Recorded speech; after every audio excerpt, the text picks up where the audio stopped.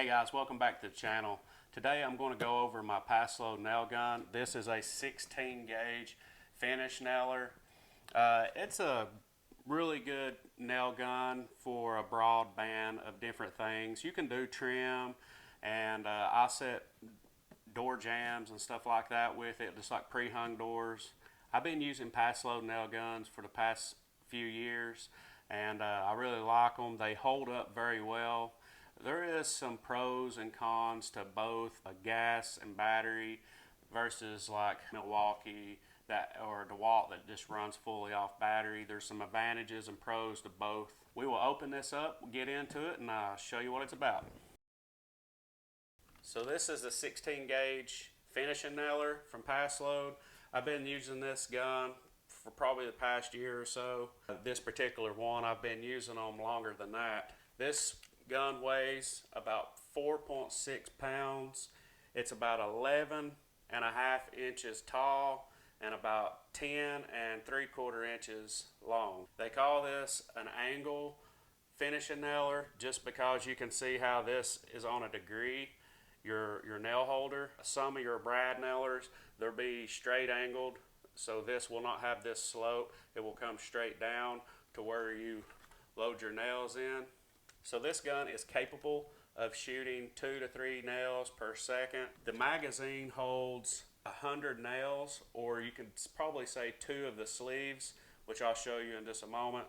And you have adjustments here on the side that will adjust the depth of your nails, and sometimes you will have to play with that adjustment. You may shoot one and it may be proud, and you may have to use a nail setter to drive it on in, or you may shoot one that goes too deep. So you may have to play around with that setting until whatever you're working on suits the depth. There is different lengths of nails you can get, all the way down to probably 3/4 inch up to about 2.5 pin nails.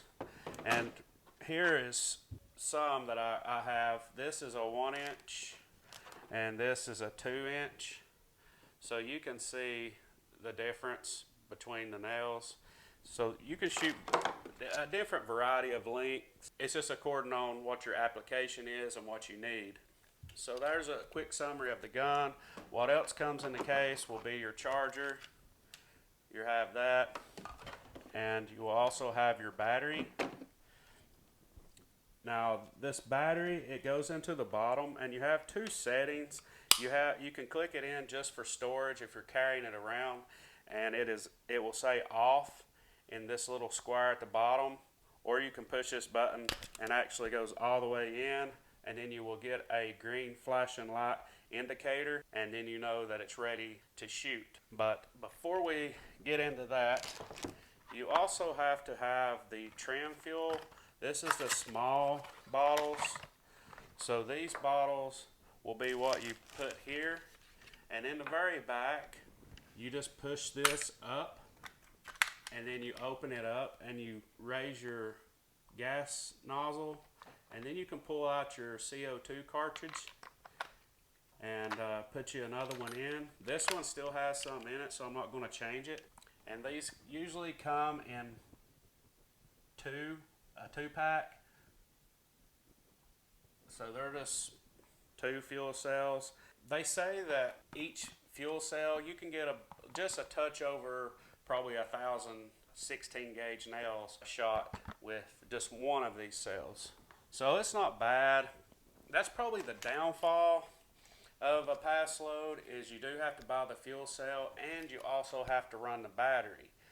But consistency, in my opinion, I prefer the Paslode. I think even though I have to buy the gas cell, I think the Paslode is more consistent for me. Now, people may argue that and say that their Milwaukee trim nailer and all that is very consistent, and that's true, it is very consistent, but I've used both quite a bit, and I would say that I have more consistent nails with the Paslode, probably just because it does have the gas power and the battery power. Maybe it just gives it enough power to really drive those nails. The Milwaukee, I've had to use a nail setter a handful of times with it, but they're both very, very good guns. I just prefer the Paslode. It may just be a personal preference because I use these more, but I do like both, and I do like using both. I haven't tried the DeWalt nail gun, even though I run a DeWalt platform. That is something I thought about buying, was the DeWalt battery nailer, just so I could have it, but it's hard to give up this Paslode, and I don't really want to spend, $200-300 more on buying a nail gun when I already have one, which I may end up adding the DeWalt to my collection, and if I do, I will try to do a comparison of these two. Now here is a box of nails. This is 2-inch 16 gauge nails. Thing you want to be sure, it's easy to pick up the wrong box. Make sure that this says angled nails, because I have been in a really big hurry and grabbing different things and just went over to the nail guns Paslode and just grabbed a box, looked at the nails, and they was the length that I wanted, and then I got to the job site and went to get them out, and they was the straight brad nails and not the angled. So they come in sleeves, and you can see how they're angled, and that's exactly what you want to buy for the angled nail gun. Let's go ahead and load this gun, and then we will give it a couple of test runs. Now this is where you want to nail, and you can see that it's on lockout here, and then you will have numbers like 25, 50, 75, and 100. This is capable of holding 100 nails, which is roughly about 2 sleeves. I have shot a couple off of one of these, I think, but you want to make sure that your angled, the highest point is towards the front of the nail gun. So all you want to do is just slide your nails in, and then grab your other and flip them, and just slide them in. Turn it over to where the nails slide down to the top. So once you get them slid all the way down, just grab this and pull past the nails, and then it automatically catches on the nails and puts pressure towards the top. This is what I was talking about as far as the off. You see the off in the square. This is just to store the battery, kind of preload, and then you can push this down and push it up, and then we'll get the green blinker, and this is showing that the battery is engaged. But I'll show you how the nail gun works. So this is how you engage the nail gun. Once you push to the product that you're wanting to shoot, and this pushes back, this will release the trigger, and it will shoot a nail. This is your adjustment. Right here, it shows turn it clockwise or turn it downwards, and it shoots it deeper, and turn it upwards, and it will pull the nail from shooting so deep, a little less shallow.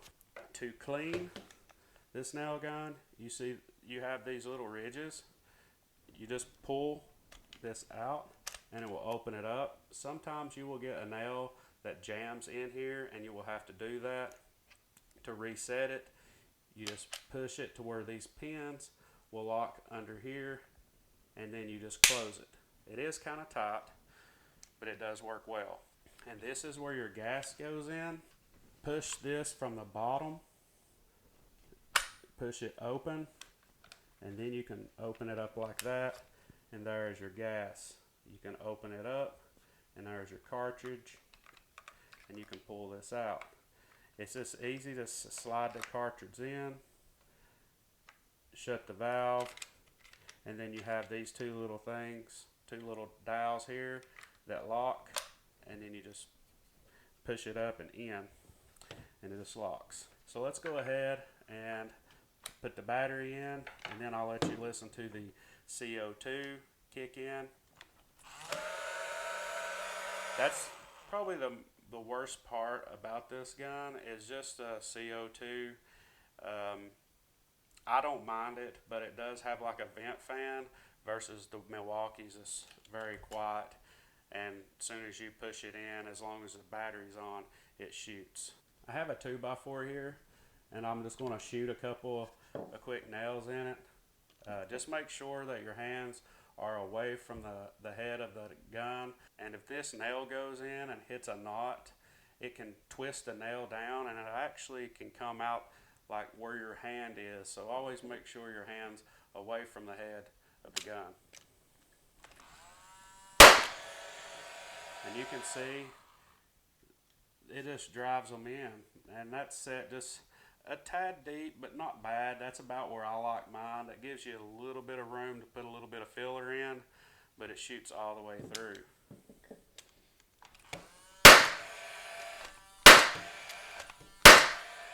And you can see none of those are proud. Every one of them sunk in. Very consistent gun. I am very pleased with the Paslode. And that's shooting into a 2x4. Now we can shoot into a piece of trim, a piece of wood pine. See what it looks like. And you can see that that is just a little deep, but it does shoot through. So we can adjust this, and we want to run this upwards and to where it won't shoot as deep. We'll try that, see what it looks like. Still a little deep. Let's run it some more. Alrighty. So that's about almost perfect. I mean, that's just below the top. Just a little bit of filler would cover that. I would probably, if it was me, I would like to go down just a little bit more. That one right there was getting close to not being flush, but it did countersink. It's not proud. None of these are. All of them are beneath the surface. As you can see, you don't see any standing up. So we'll shoot a couple more. Let's flip it over here so we don't get confused.